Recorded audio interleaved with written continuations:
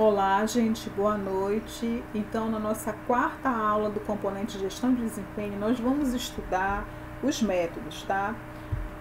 Os métodos, eles nada mais são do que formas ou caminhos de como se chegar a um determinado resultado, tá? No caso aqui, o método, ele é um instrumento utilizado para se fazer a avaliação dos colaboradores dentro da organização, tá?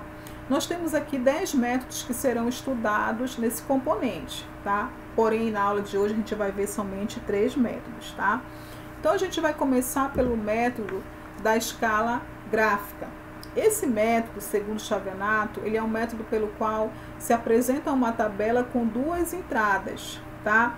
Essa tabela, ela tem os fatores que estão na horizontal, que apresentam o desempenho, o comportamento do colaborador, e as colunas que apresentam o grau da avaliação de desempenho, que são os conceitos bom, ruim, ótimo, péssimo, tá? E esses fatores, eles podem ser selecionados no máximo 10 e no mínimo 5 fatores, tá? Vamos observar o exemplo aqui, ó. Vocês estão observando aqui, os fatores estão aqui, tá? Na linha, tá? Aí nós temos a assiduidade, saber se essa pessoa não falta ao serviço, se ela comparece sempre. E aqui nós temos os conceitos, tá? Ótimo, bom, regular, ruim ou péssimo. Então, se ele é assíduo, se ele nunca faltou, eu vou colocar ótimo ou bom. A pontualidade, se ele nunca chegou atrasado, tá? Aí eu vou colocar os conceitos, se ele trabalha em equipe, se ele é criativo, se ele tem produção, realiza o que foi trabalhado, o que foi o que foi solicitado no trabalho, se ele consegue resolver problemas dentro da organização, solucionar alguns conflitos que existem dentro da organização, tá? Quais são as vantagens desse método? Esse método de escala gráfica, ele tem a facilidade de planejar, do planejamento e construção do instrumento, que é fácil de se planejar, de se construir. Ele tem uma simplicidade e facilidade de compreensão, de utilizar ele, tá? Ele tem uma visão gráfica e global dos fatores de avaliação dos envolvidos, facilidade na comparação dos resultados de vários funcionários, tem como você jogar isso de forma a chegar no resultado melhor, proporciona fácil retroação de dados avaliados, então você consegue verificar algumas situações, voltar algumas situações que aconteceram dentro da organização.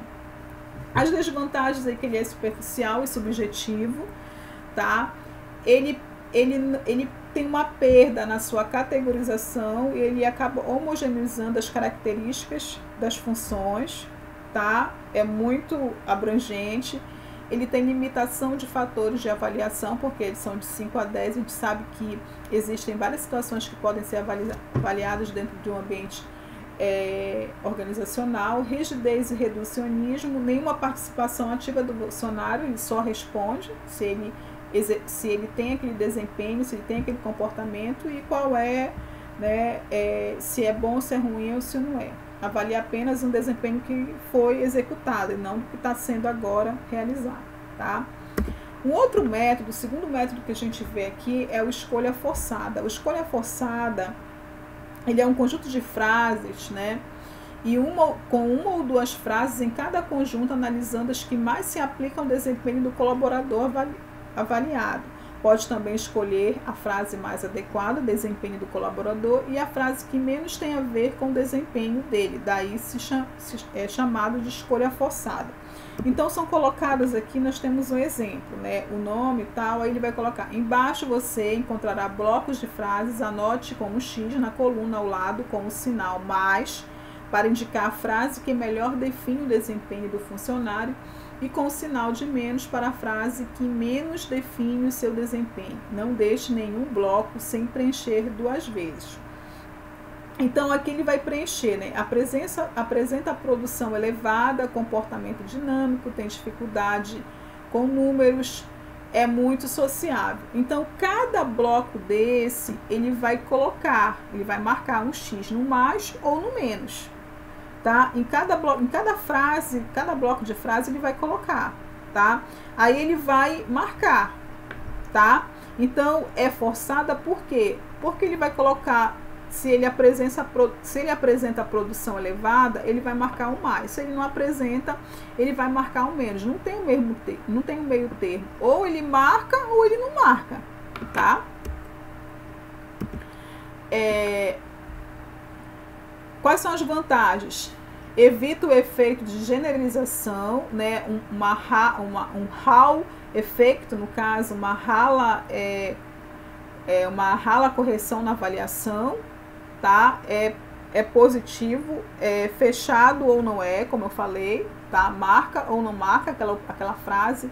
Tira a influência pessoal do avaliador, isto é, a subjetividade, porque é algo que eu estou fazendo, as frases elas são pessoais, né? Direcionada para o avaliado, não requer treinamento dos avaliadores para sua aplicação, porque eu que estou sendo avaliada, eu leio e eu verifico se aquilo ali eu executo ou não, tá? Então, no caso, quem vai aplicar vai só entregar e vai receber, tá? Não vai ter nenhuma interferência. Quais são as desvantagens? Complexidade no planejamento e na construção do instrumento, porque você vai ter que escolher frases bem precisas. A dificuldade, a complexidade não está na hora que você está executando a avaliação, mas sim na hora que você vai planejar essas frases para serem entregues no formulário. Não proporciona uma visão global dos resultados da avaliação, né? Você não consegue mensurar os dados de forma precisa. Não provoca retroação de dados, nem permite comparações, porque é algo pessoal, ou seja, eu não vou voltar a uma situação que aconteceu, não. Eu vou verificar se eu sou desse jeito ou se eu não sou, de acordo com a frase. Técnica pouco conclusiva a respeito dos resultados, nenhuma participação ativa do avaliado, né? Não há um feedback, tá? O método de pesquisa de campo, tá? É um dos métodos tradicionais mais completos de avaliação de desempenho.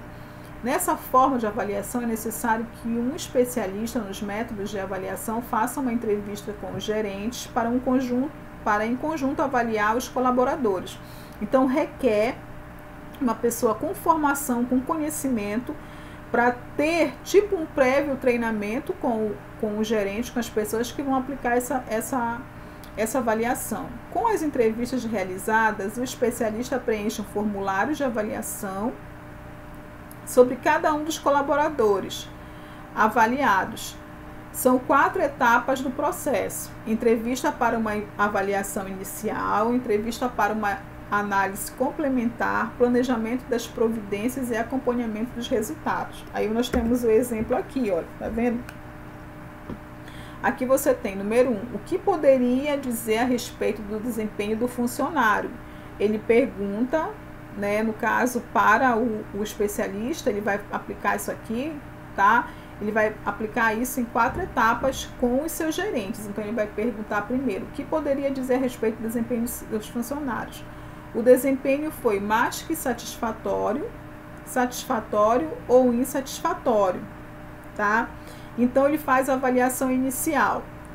Porque na avaliação, isso aqui ele pergunta, primeiramente ele introduz lá em cima, satisfatório ou insatisfatório, e depois ele faz uma avaliação inicial. Ele pergunta, por que o desempenho foi insatisfatório ou insatisfatório? E você responde, que motivos podem justificar esse desempenho? Foram atribuídas as responsabilidades aos funcionários? Por que o funcionário teve que assumir essas responsabilidades? Ele possui qualidades e deficiências? Quais? Tá?